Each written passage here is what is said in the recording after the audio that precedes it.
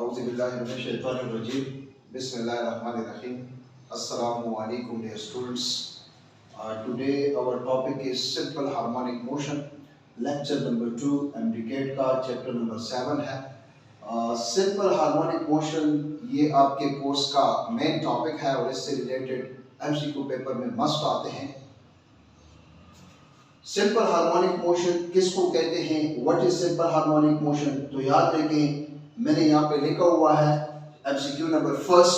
आपसे पूछा जा सकता है कि सिंपल हार्मोनिक मोशन के लिए कितने कंडीशंस हैं.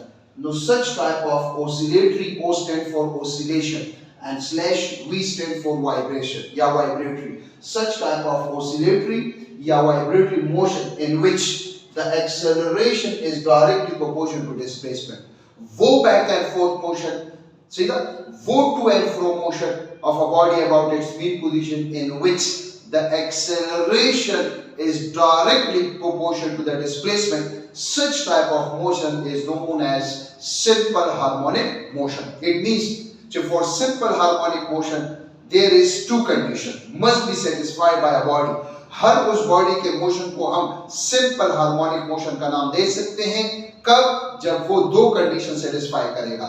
First condition, the body must perform oscillatory motion. Yeah, oscillatory motion is also called vibratory motion. And the second condition is the acceleration of the oscillatory body is directly proportional to displacement. Is known as simple harmonic motion. अगर MCQ आता है for simple harmonic motion, how many conditions? There are two conditions. First condition, back and forth motion. Second condition, acceleration is directly proportional to displacement. तो इसका मतलब है simple harmonic motion is accelerated motion. Simple harmonic motion is accelerated motion and its acceleration is directly proportional to displacement. Sir, what is negative sign? MCQ में आपसे कहा जा सकता है. अब देखिए ये भी हमारे पास इन दोनों से एक MCQ बन सकता है. Say this is MCQ number first. So for simple harmonic motion there are two conditions.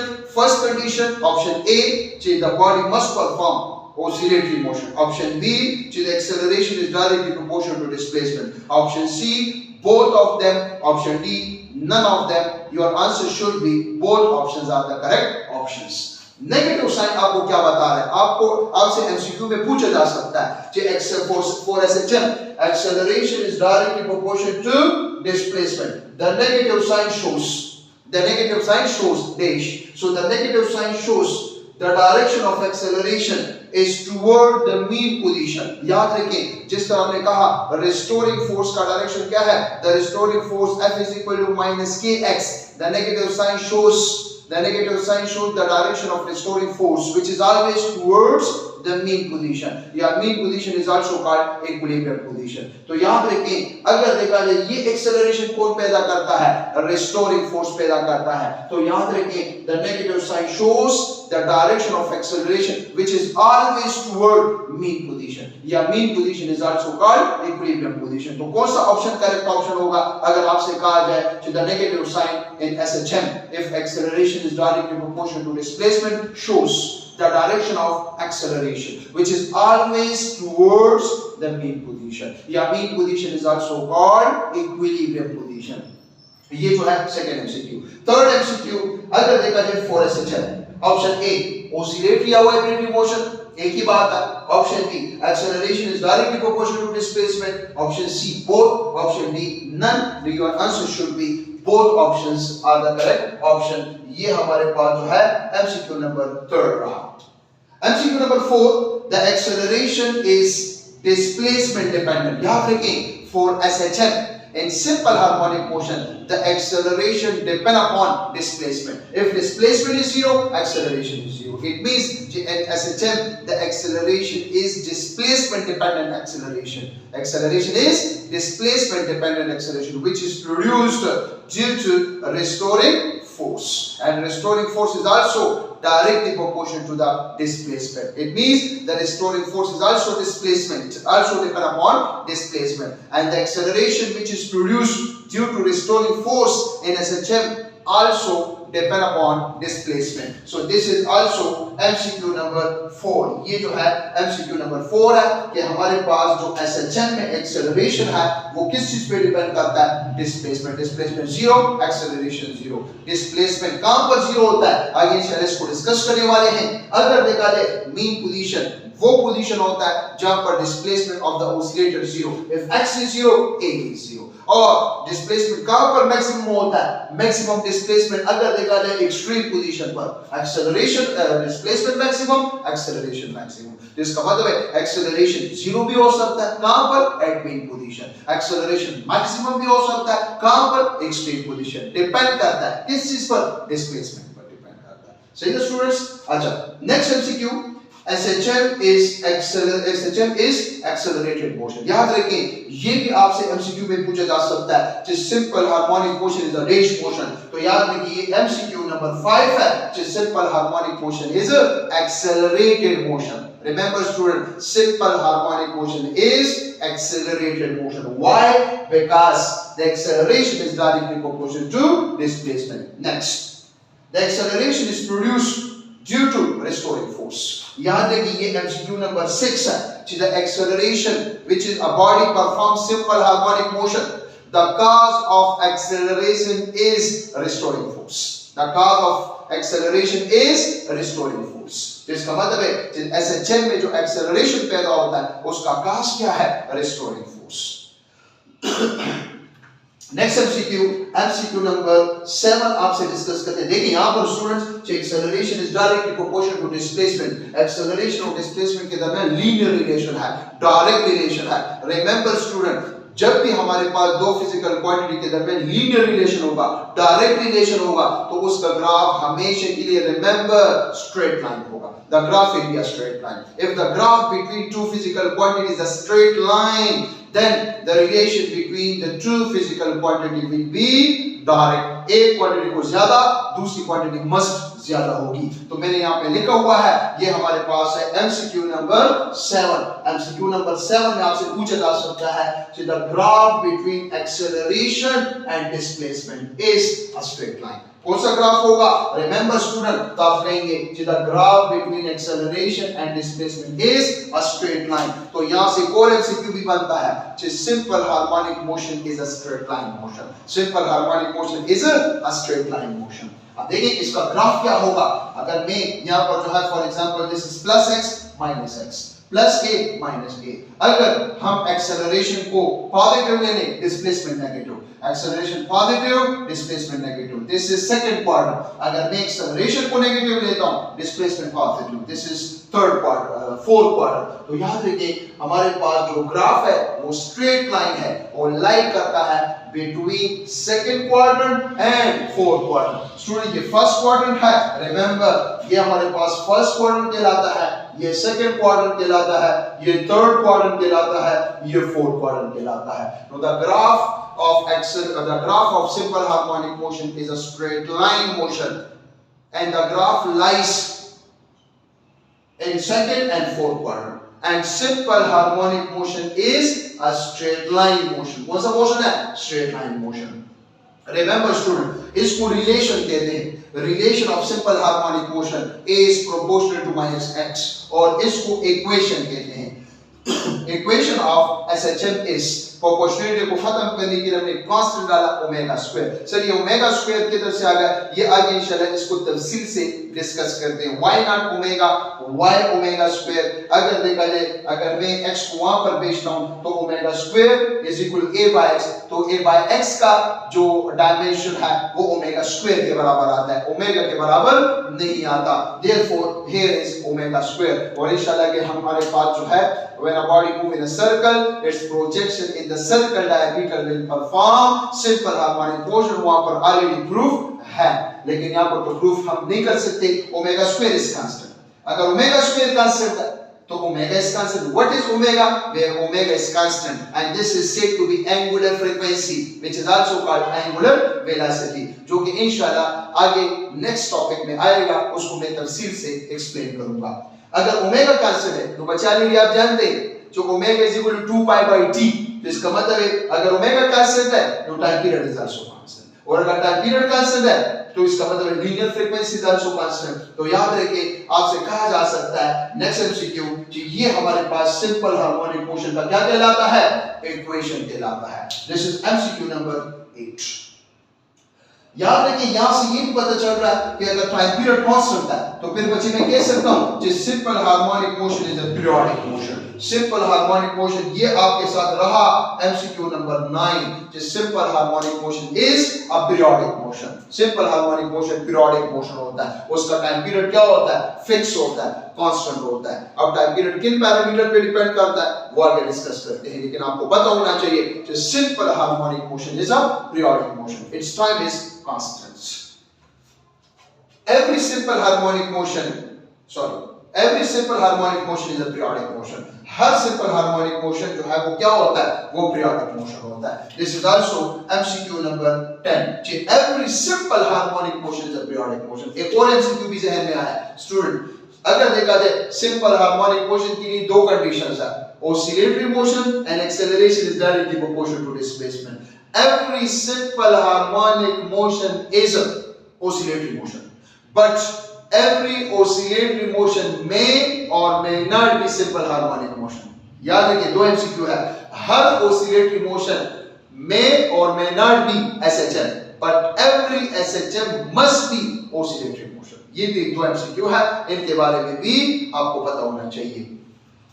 हाँ, इसके अलावा every इधर लिखा हुआ है every periodic motion is not a simple harmonic motion. ये है MCQ नंबर 11। हर periodic motion simple harmonic motion नहीं होता, लेकिन हर simple harmonic motion periodic motion होता है। जैसे for example motion of earth around the sun, अगर देखा जाए वो तो circular motion है, सही है। इसके अलावा अगर देखा जाए अर्थ का रोटेशन मोशन हुआ, अगर देखा जाए सैटेलाइट का मोशन हुआ, सही है, तो ये हमारे पास अगर देखा जाए electron revolve around the nucleus, वो भी सर्कुलर मोशन हुआ। तो हर सर्कुलर मोशन हर सर्कुलर मोशन जरूरी नहीं है कि पीरियोडिक मोशन वो मोशन होता है जिसका टाइम पीरियड कांस्टेंट होता है, जैसे अर्थ मोशन इज पीरियोडिक मोशन, लेकिन हर पीरियोडिक मोशन को हम एसएचएम मोशन नहीं कह सकते। हाँ, हर एसएचएम को पीरियोडिक मोशन का नाम दिया जा सकता है।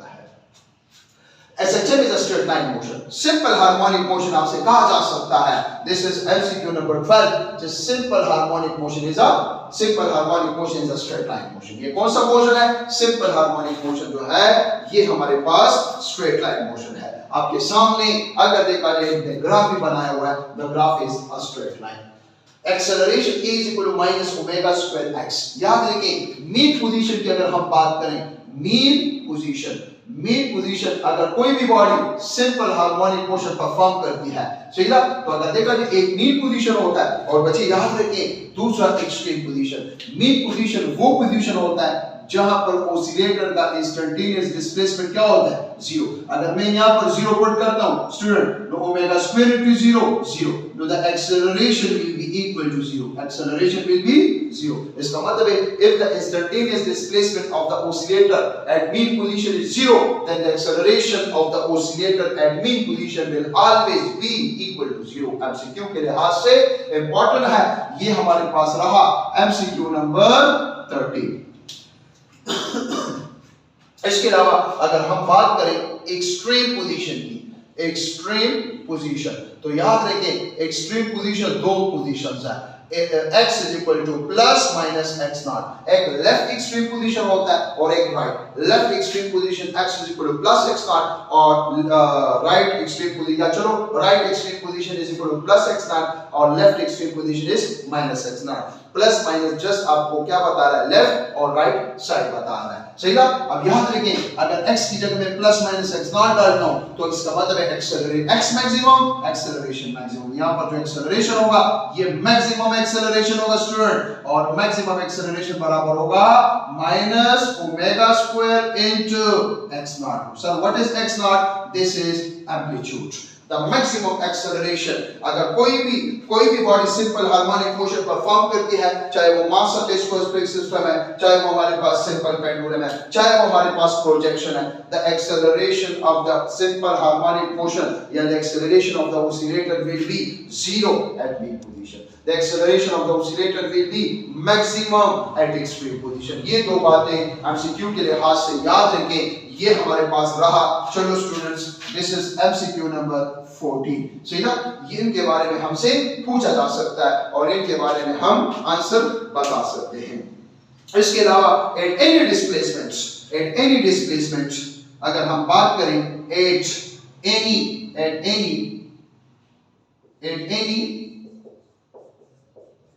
डिस्प्लेसमेंट, किसी भी डिस्प्लेसमेंट पर अगर देखिए मैं लिख सकता हूं A is equal to instantaneous acceleration of a body which performs simple harmonic motion is equal to minus omega square into x और यहां पर आ जाएगा इंस्टेंट। किसी भी इंस्टेंट पर हम इंस्टेंटेनियस एक्सेलरेशन ऑसिलेटर का फाइंड कर सकते हैं। अगर आपको ओमेगा दिया जाए और इंस्टेंटेनियस डिस्प्लेसमेंट दिया जाए तो हम क्या कर सकते हैं, फाइंड कर सकते हैं।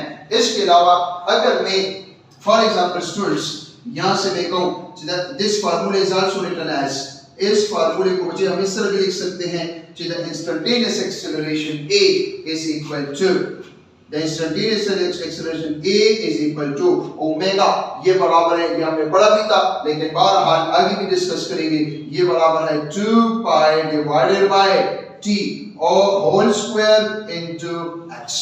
या स्टूडेंट मैं कह सकता हूं द एक्सेलरेशन, कौन सा acceleration, instantaneous acceleration is equal to 4 pi square divided by t square into x। This is also an important MCQ. So what will be the instantaneous acceleration of the oscillator if time period is given and instantaneous displacement is given?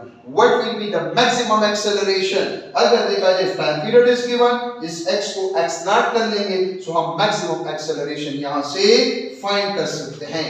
Remember students, मैं यहाँ से अगर देखा जाए इसको इस तरह भी लिख सकता हूँ कि acceleration A is equal to, अगर मैं ओमेगा की जगह लिखूं 2 पाई f होल स्क्वायर और यहाँ पर आ जाएगा x, या स्टूडेंट मैं इसको लिख सकता हूँ A is equal to 4 pi square f into x। ये कौन, अब देखिए if x is maximum acceleration is maximum, if x is 0 acceleration is 0।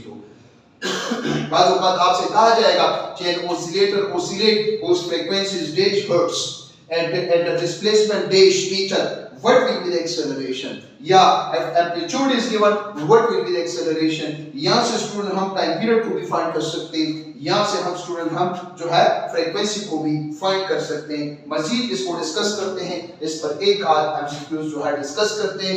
आपका कंसेप्ट क्लियर होना चाहिए। अगर टॉपिक से रिलेटेड आपका कंसेप्ट क्लियर है तो कोई भी एमसीक्यू अगर आएगा तो इन टॉपिक से रिलेटेड आएगा। अगर टॉपिक्स आपका जो है क्लियर है तो किसी भी किस्म का एमसीक्यू आप इजीली जो है सॉल्व कर सकते हैं। याद रखिए जो ईटा का टेस्ट होता है वो इंतहाई आसान और जो है मुश्किल टेस्ट नहीं, कंसेप्चुअल और आसान टेस्ट होता है। तो अगर आपका कंसेप्ट क्लियर है, आपने लेक्चर को गौर से सुना हुआ है तो इंशाल्लाह कोई भी इस तरह एमसीक्यू नहीं होगा जो हम इस लेक्चर में नहीं क्लियर करेंगे। सो इस पर एक आध एमसीक्यू जो है वो डिस्कस करते हैं। Let's start.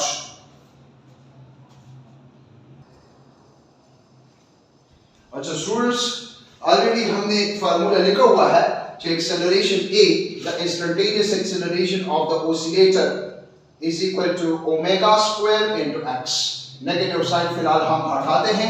अगर मैं आपसे कहूं कि an oscillator oscillates, कोई भी oscillator है जो कि हमारे पास oscillate कर रहा है, सही था? What will be the instantaneous acceleration if the instantaneous displacement is 1 meter? If the displacement is 1 meter, no, the instantaneous acceleration of the oscillator is omega square और इस acceleration का यूनिट है मीटर पर सेकंड स्क्वायर। या student याद रखें इसको इस तरह भी लिखा जा सकता है कि acceleration A is equal to omega बराबर है 2 पाई, या चलो इससे रिलेटेड एक और एमसीक्यू जो है डिस्कस करते हैं। यहाँ से स्टूडेंट्स हम अपने लिए ओमेगा जो कांस्टेंट है उसको भी फाइंड कर सकते हैं। मैं लिख सकता हूं कि omega square is equal to instantaneous acceleration और ये इधर आ जाएगा, ये हो जाएगा x, या omega is equal to under the root instantaneous acceleration divided by instantaneous displacement. अगर हमें वैल्यू दी जाए तो just putting value and solve, हम अपने लिए इससे रिलेटेड एमसीक्यू वगैरह जो है सॉल्व कर सकते हैं। स्टूडेंट मैं लिख सकता हूं कि एक्सेलरेशन, हमने एक फार्मूला वहां पर लिखा हुआ है कि instantaneous acceleration of the oscillator is equal to 4 pi square 4 pi square x divided by t square. अगर मैं कहूं if x is equal to 1 metre what will be the acceleration, तो आप कहेंगे 4 पाई स्क्वायर और टाइम पीरियड भी मैं दे रहा हूं 1 सेकंड। सो आप कहेंगे 4 पाई स्क्वायर x की जगह भी 1 और t की जगह भी 1। सो ये हो जाएगा metre per second square. This is the acceleration, this is pi square, ये पाई स्क्वायर है।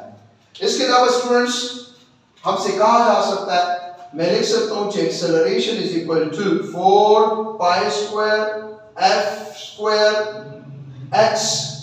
अगर मैं कहूं if at x is equal to 1 and frequency is 1 hertz, what will be the acceleration? So आप कहेंगे 4 pi square meter per second square। just f की जगह भी 1 पुट कर लें और x की जगह भी 1 पुट कर लें, so you will get answer। तो इससे रिलेटेड मुख्तलिफ किस्म के MCQ पेपर में आ सकते हैं और इसको हम जो है डिस्कस कर सकते हैं। स्टूडेंट नेक्स्ट हमारे पास जो है थोड़ा सा डिस्कशन हम करते हैं स्प्रिंग कांस्टेंट पे, जो कि हमारे पास है k। सही ना? अगर देखा जाए हमारे पास जो हुक्स लॉ है, हुक्स लॉ ये कहता है कि if this is a mass attached to the spring, if this is a mass attached to the spring, according to Hooke's, the extension or the compression of the spring is directly proportional to the restoring force, is directly proportional to the restoring force. The negative sign shows that the restoring force is toward the mean position। अगर मैं इस पर applied force लगाऊंगा तो अगर देखा जाए ये applied force का डायरेक्शन होगा और ये स्टूडेंट हमारे पास restoring force का डायरेक्शन होगा। अब अगर मैं प्रोपोर्शनलिटी को खत्म करूं, कांस्टेंट लगाऊं, तो यहां पर होगा कि F is equal to minus kx and this is known as Hooke's law। negative sign shows restoring force which is always toward the mean position। ये जो k है, इस k को स्टूडेंट हम कहते हैं स्प्रिंग कांस्टेंट।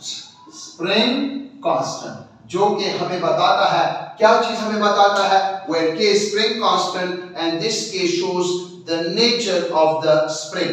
इसको हम stiffness भी कहते हैं। अगर देखा जाए how much spring is stiff, ये हमें stiffness बताता है। ये हमें क्या बताता है? stiffness। और ये जो k है स्टूडेंट्स, ये बराबर है F divided by x। if F is given, x is given, you can find k, where k is spring constant। remember student, इसका अगर मैं SI यूनिट लिखूं तो आप कहेंगे SI unit of spring constant is force divided by x metre, so newton per metre. k का जो SI unit है वो है न्यूटन पर मीटर। और अगर मैं इसका MKS सिस्टम में यूनिट निकालूं तो स्टूडेंट में लिख सकता हूं कि k is equal to newton, ये बराबर है MA kg metre per second square, और ये मीटर इनवर्स अभी ये और ये कैंसिल। सो ये जो स्प्रिंग कांस्टेंट है k, इसका हमारे पास जो यूनिट है kg s पावर -2, ये हमारे पास स्प्रिंग कांस्टेंट का कौन से सिस्टम में यूनिट है? CGS MKS सिस्टम में। याद रखें student, if f is given, x is given, you can easily find a spring constant। सही ना? how much a spring is stiff, जो स्प्रिंग जो है वो हमारे पास कितना स्टिफ है। सही ना? ये जो k है ये हमें स्प्रिंग कांस्टेंट बताता है। Remember students, k is independent of f and x। k is, यहाँ पर एक इंपॉर्टेंट बात मैं लिख रहा हूँ कि k is independent।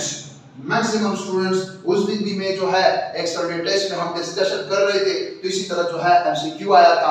सही है? तो याद रखिए स्टूडेंट, मैक्सिमम स्टूडेंट कहते हैं कि सर ये f पे डिपेंड करता है x। दो बातें ज़हन में याद रखिए, अगर जब भी दो फिजिकल क्वांटिटी के दरमियान डायरेक्ट रिलेशन होगा, जैसे आपने पढ़ा होगा कि charge store on either plate is directly proportional to potential. Proportionality को खत्म करने के लिए हम कांस्टेंट लगाते हैं c, और ये जो c है ये बराबर है q by v। No c is independent of q and v, यानी इंशाल्लाह पढ़ेंगे भी। लेकिन जब भी दो फिजिकल क्वांटिटी के दरमियान डायरेक्ट रिलेशन होगा और प्रोपोर्शनलिटी को खत्म करने के लिए कांस्टेंट लगाया जाएगा, वो कांस्टेंट ना तो ए लेफ्ट क्वांटिटी पे डिपेंड करेगा ना राइट क्वांटिटी। एक और अगर देखा जाए according to Ohm's V is equal to IR या R is equal to V by I। तो अगर देखा जाए current is directly proportional to voltage, proportionality को खत्म करने के लिए हम कांस्टेंट लगाते हैं K या 1/R। ये जो R है ये ना V पे डिपेंड करता है ना I पे डिपेंड करता है। सही है स्टूडेंट? तो रिमेंबर स्टूडेंट, अगर देखा जाए ये भी यहाँ पर भी ये सिचुएशन है, no spring constant K is independent of F and X, independent of F and X। आपसे कहा जा सकता है MCQ में कि the spring constant depend upon option A force, option B extension, option C both, option D none of these। So your answer should be the spring constant K is independent of F and X। Sir अगर spring constant K पे depend नहीं करता, sorry F और X पे depend नहीं करता, तो फिर किन पैरामीटर पे डिपेंड करता है, इसको डिस्कस करने वाले हैं। अच्छा स्टूडेंट, मैंने लिखा हुआ है कि K is equal to F by X, K बराबर है F by X। अब देखिए हम कहते हैं कि for example one is soft spring and the second is hard spring, hard या स्टिफ स्प्रिंग, हार्ड स्प्रिंग या स्टिफ स्प्रिंग। अब याद रखिए स्टूडेंट्स, अगर मैं दो स्प्रिंग्स ले रहा हूं और दोनों स्प्रिंग्स पर मैं सेम फोर्स लगा रहा हूं, इफ फोर्स इज सेम, मतलब फोर्स को मैं जो है कांस्टेंट ले रहा हूं, तो इसका मतलब दो स्प्रिंग्स है, डिफरेंट नेचर वाले स्प्रिंग्स है, दोनों पे सेम फोर्स लगा रहा हूं। अगर देखा जाए जब सेम फोर्स लगा रहा हूं तो जिसमें कम एक्सटेंशन पैदा होता है उसकी K की वैल्यू ज्यादा है, the spring will be hard. और उसी फोर्स पर जिसमें ज्यादा एक्सटेंशन पैदा होता है उसकी K की वैल्यू कम है। तो याद रखें अगर दो स्प्रिंग्स है और दोनों पे मैं सेम फोर्स लगा रहा हूं और डिफरेंट नेचर वाले स्प्रिंग्स है, तो जिसमें ज्यादा एक्सटेंशन पैदा होता है, जिसमें एक्सटेंशन ज्यादा, उसकी K की वैल्यू कम है, वो K जो K की वैल्यू कम है तो स्प्रिंग क्या होगा, सॉफ्ट स्प्रिंग। तो इसका मतलब है K ये क्या होना चाहिए, स्मॉल फॉर सॉफ्ट स्प्रिंग, और हार्ड स्प्रिंग के लिए जो K की वैल्यू होगी वो लार्ज होगी। जैसे मैं दो स्प्रिंग्स ले रहा हूं, एक बॉल पॉइंट का स्प्रिंग है और लेट्स सपोज एक शॉक एब्जॉर्बर है मोटरसाइकिल का, सही है, दोनों पर मैं सेम फोर्स लगा रहा हूं, तो किस में, और नेचर दोनों का लेट्स सपोज सेम है, किस में ज्यादा एक्सटेंशन पैदा होगा, जिसमें ज्यादा एक्सटेंशन पैदा होगा सेम फोर्स पे उसकी K की वैल्यू क्या होगी, जिसमें ज्यादा एक्सटेंशन पैदा होगा, तो जितना एक्सटेंशन ज्यादा होगा उतनी उसकी K की वैल्यू क्या होगी, कम होगी। तो इसका मतलब है जितनी K की वैल्यू स्मॉल होगी the spring will be soft, और जितना K की वैल्यू लार्ज होगी तो the spring will be hard. तो अगर आपसे कहा जाए कि K is equal to 10 Newton per metre, 20 Newton per metre, 60 Newton per metre, 100 Newton per metre, which spring is soft? तो जब K की वैल्यू स्मॉल होगी तो the spring will be soft, और जब K की वैल्यू लार्ज होगी तो the spring will be hard. दो बातें याद रखें, स्प्रिंग कांस्टेंट K की वैल्यू स्मॉल भी हो सकती है और लार्ज भी हो सकती है। सही है स्टूडेंट्स? अच्छा अगर देखा जाए, अगर मैं K is equal to F by X, अगर वर्टिकल मोशन में लेता हूं, फॉर वर्टिकल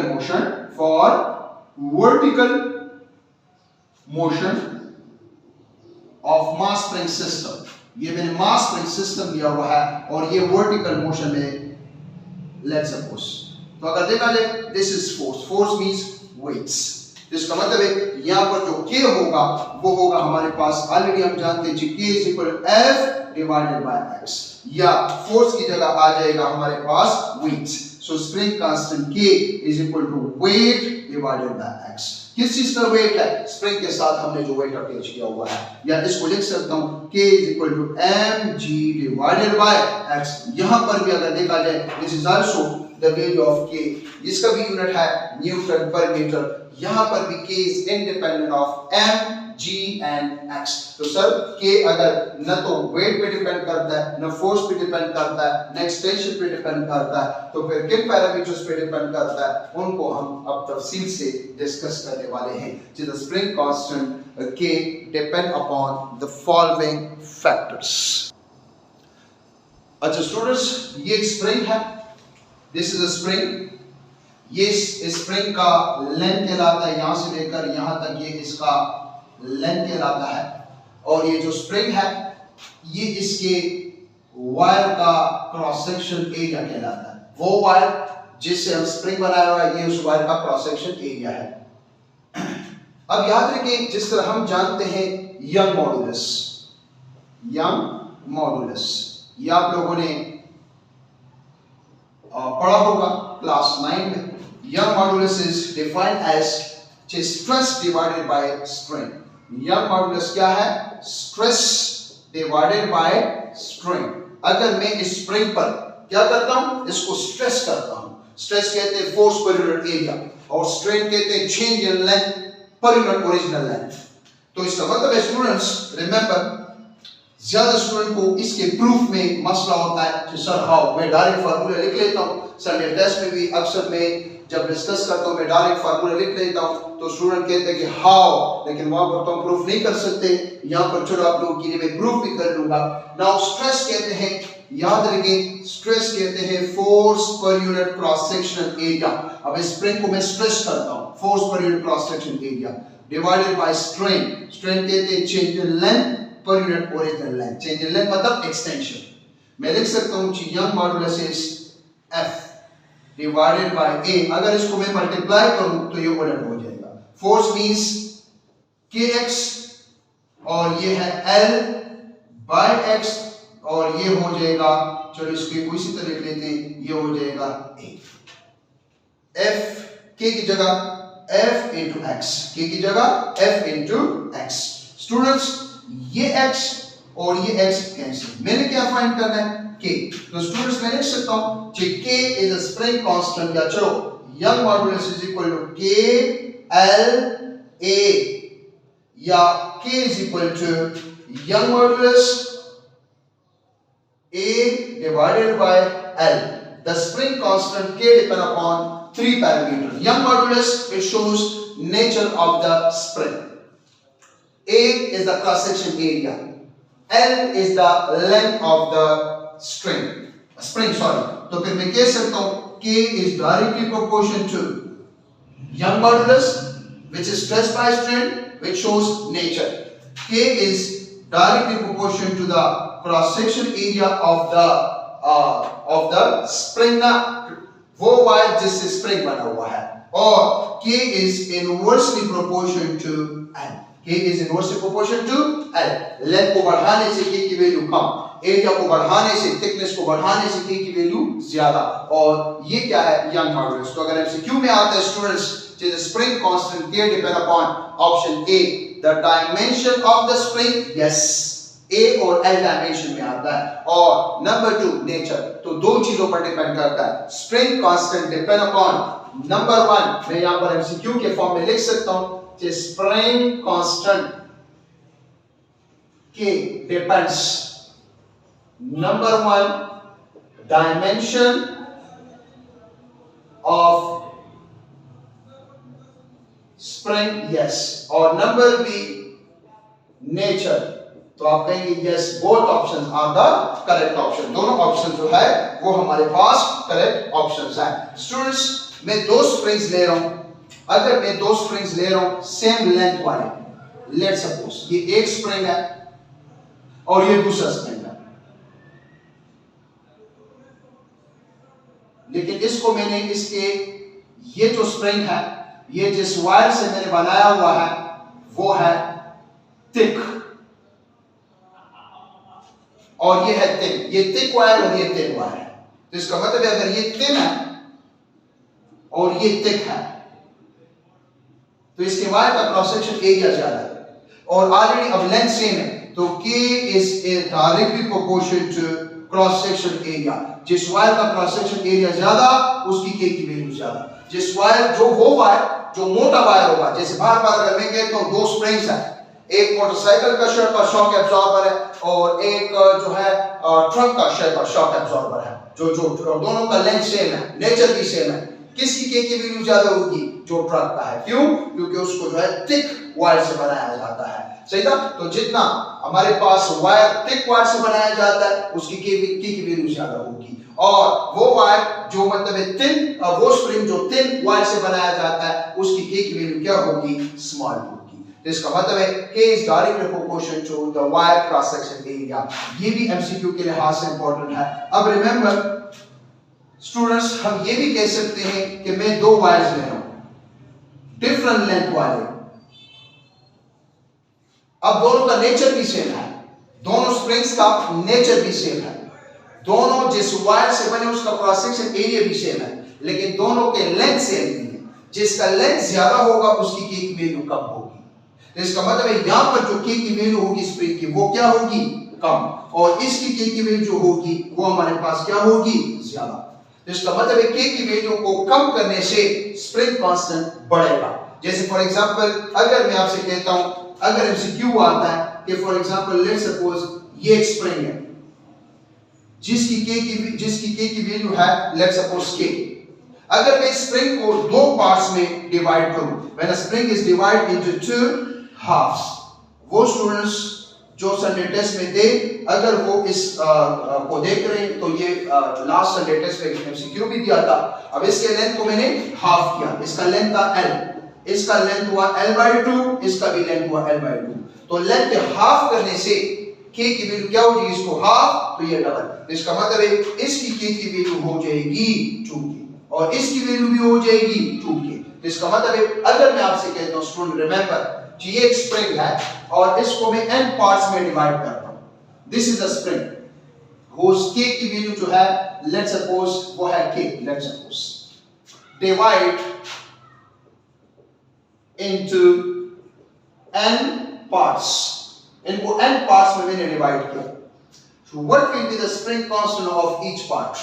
Each part का जो spring constant होगा तो लेंथ के साथ इनवर्स रिलेशन है, तो each part का जो spring constant होगा K वो n टाइम increase हो जाएगा। The n time spring constant will be increase. Say the n time the spring constant K will be increase. लेकिन स्टूडेंट रिमेंबर अगर मैं आपसे कहता हूं ये मेरे साथ स्मॉल स्प्रिंग्स है, स्मॉल स्प्रिंग्स है, each spring constant is K। अगर मैं इसको क्या करता हूं, इसका लेंथ L, अगर मैं इससे एक स्प्रिंग बना लेता हूं तो इसका मतलब है what will be the spring constant of this, जो बड़ा स्प्रिंग है इसका स्प्रिंग कांस्टेंट क्या होगा। तो अगर देखा जाए the spring constant will B n time reduce. इसका मतलब है जो स्प्रिंग कांस्टेंट होगा वो n टाइम रिड्यूस होगा, क्योंकि लेंथ मैंने n टाइम ज्यादा किया तो spring constant n time reduce हो जाएगा। तो इससे रिलेटेड MCQ पेपर में आ सकते हैं और इनके बारे में जो है हमें पता होना चाहिए। अच्छा याद रखिए स्टूडेंट्स, जो स्प्रिंग कांस्टेंट है K ये बराबर है young modulus area divided by length, एक तो ये फार्मूला है। अब वायर का जो क्रॉस सेक्शन एरिया होता है वो पाई स्क्वायर होता है, तो इसका मतलब स्टूडेंट मैं इसको इस तरह भी लिख सकता हूं, यंग मॉडुलस पाई r square divided bye l। अब देखिए ये वायर है जिससे मैं स्प्रिंग बना रहा हूं, ये उसका रेडियस कहलाता है। अगर मैं रेडियस को लेंथ को नीचे रेडियस को डबल करता हूं तो the spring constant increase 4 time. और स्टूडेंट हम ये भी जानते हैं जो रेडियस होता है हाफ ऑफ डायमीटर, तो अगर इधर मैं वैल्यू पुट कर लूं no K is equal to Young modulus pi, ये हो जाएगा d square divided by 4l। Diameter को डबल करने से स्प्रिंग कांस्टेंट K की वैल्यू 4 टाइम इंक्रीज हो जाती है और डायमीटर को हाफ करने से स्प्रिंग कांस्टेंट K की वैल्यू 4 टाइम डिक्रीज। इसका मतलब है स्टूडेंट्स मैं कह सकता हूं कि the spring constant K is directly proportional to Young modulus which shows nature. Greater the young modulus, the spring constant will be more. The spring will be hard. Small the value of young modulus, which is measured in Pascal या Newton per meter square, the K value will be small. Second, अगर देखा जाए, K is directly proportional to the cross section area. K is inversely proportional to length.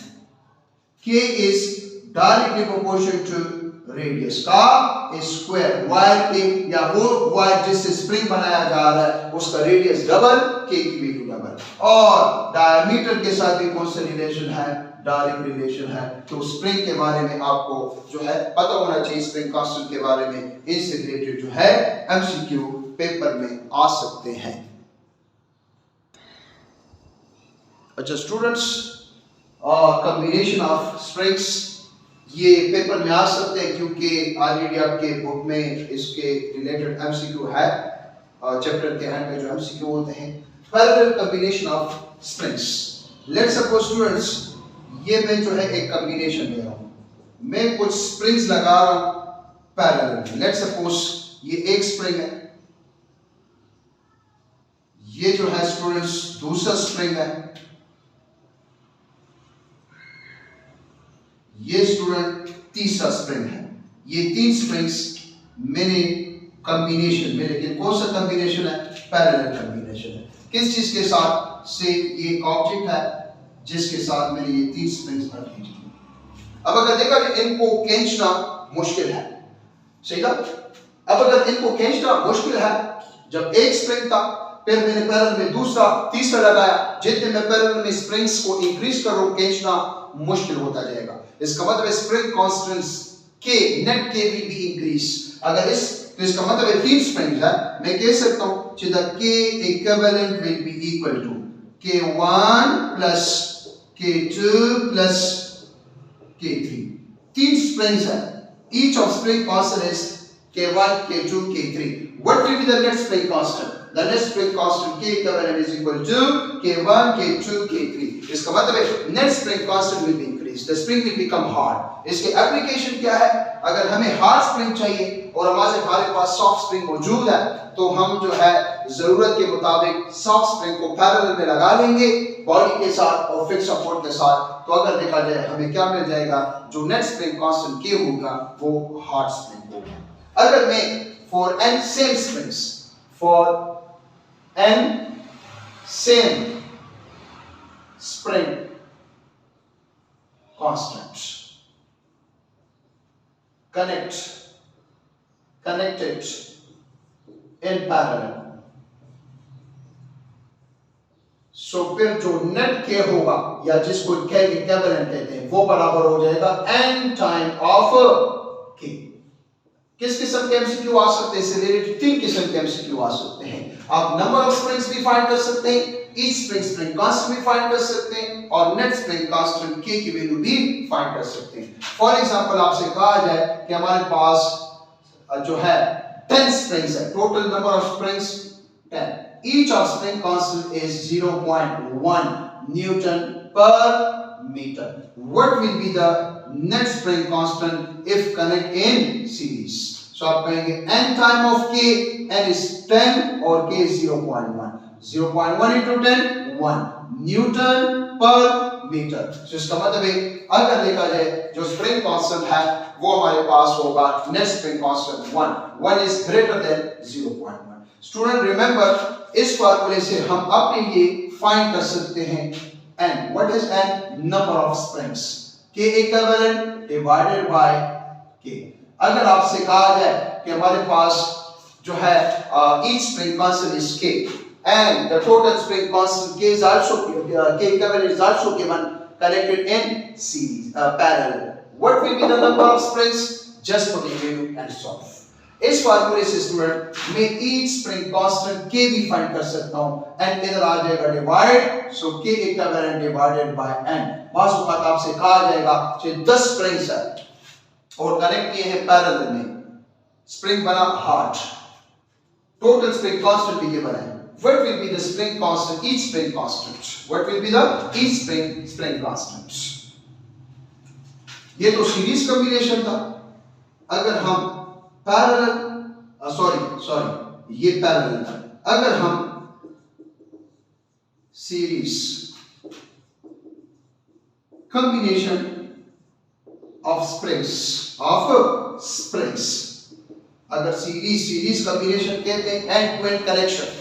जैसे for example let's suppose ये एक spring, ये कोई fix support है, ये एक स्प्रिंग है, ये इसके साथ मैंने एंड टू एंड दूसरा स्प्रिंग लगा लिया और स्टूडेंट ये मैंने तीसरा स्प्रिंग लगा लिया बॉडी के साथ।